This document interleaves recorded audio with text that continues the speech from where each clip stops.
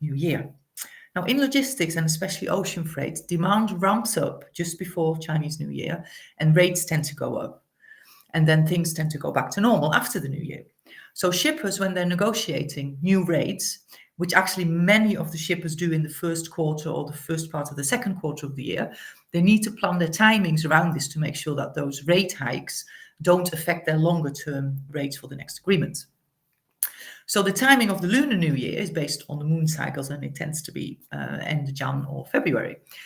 And then we have the other New Year, which starts on the 1st of January every time. And we could say that each of us starts a new year on our birthdays. Happy birthday. So a new year tends to be the time that we decide to start something new, the time that we decide we will make a change, we will do things differently.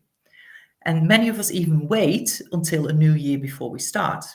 And we call those New Year's resolutions. And it's a really interesting topic because, first of all, why wait?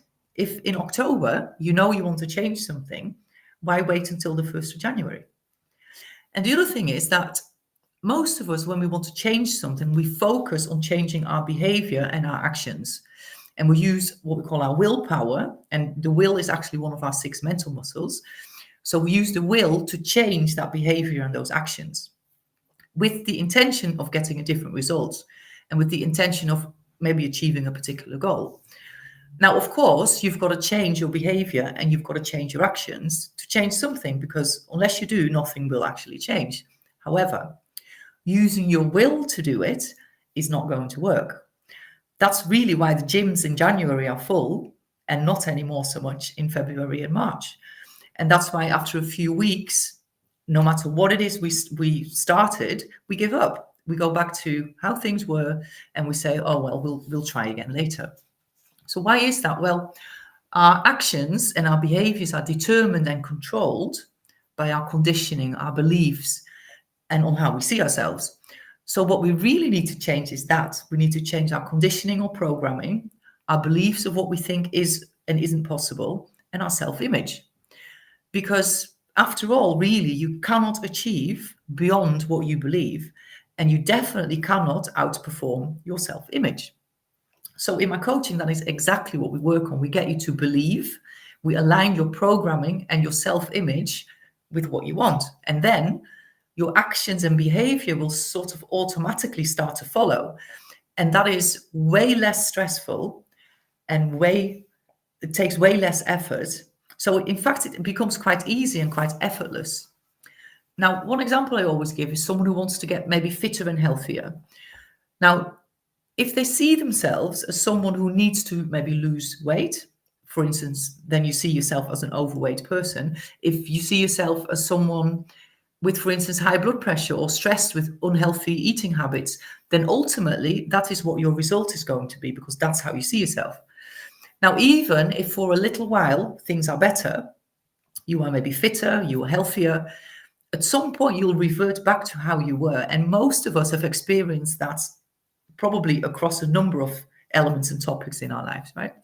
Now, the thing is that if you see yourself as a fit and healthy person, if you see yourself, if your self-image is that of a fit and healthy person, you'll then take the actions and behave like a fit and healthy person. So you'll consistently exercise, you'll consistently eat well, you'll consistently de-stress. Maybe you'll take the stairs instead of the lift or elevator. You'll buy healthy food when you go to the shops instead of junk, and you'll probably skip Mackie D's most of the time. Now, your results are in direct relation to who you are, not with what you want.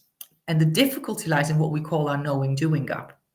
So we know we shouldn't do something. It doesn't serve our purpose doing it, but we still do it. And, we know we should be doing something to get the results that we want, but we're not doing it. So understanding that and understanding and then applying the techniques to close that knowing-doing gap is actually what I help my clients to do. So basically, our thoughts create our feelings and conditioning our habits. We call that paradigms. So your thoughts create your paradigms. Now, I always call them pesky paradigms, rule the roost. Right? They are responsible for our behavior and for our actions. And actually 98% of what we do is automatic. We are on autopilot 98% of the day. Just think back to, the last 24 hours. How much of that did you actually consciously do? What actions did you consciously take? Most of it will have been sort of automatic. Now, your paradigms dictate your actions, and then your action causes a reaction that's based on the law of cause and effect. And it's that reaction that we call our result, aka environment, situation, life, etc. So ultimately, your thoughts are creating your results. And to permanently change your results, you've got to change your thoughts and use your change of thoughts to reprogram your paradigms. It's a massive topic, loads to explain and to understand. But just know that you can be, do, and have anything that you want. If you can think it, it is possible for you to achieve it, because otherwise you would not have had that idea. So really all you got to do, sounds dead simple, is you've got to train yourself into becoming the person with that goal achieved.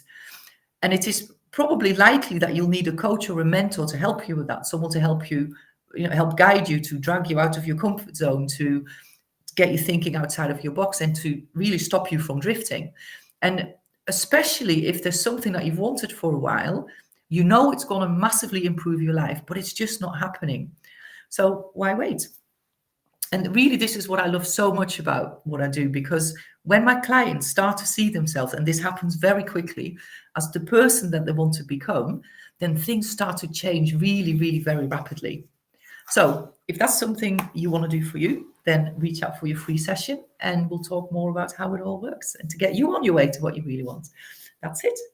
So next week, we're going to talk about TPM, Trans-Pacific Maritime Conference in Long Beach, which takes place this time, first week in March. So in the meantime, enjoy your lunch. Bon appetit and eet smakelijk.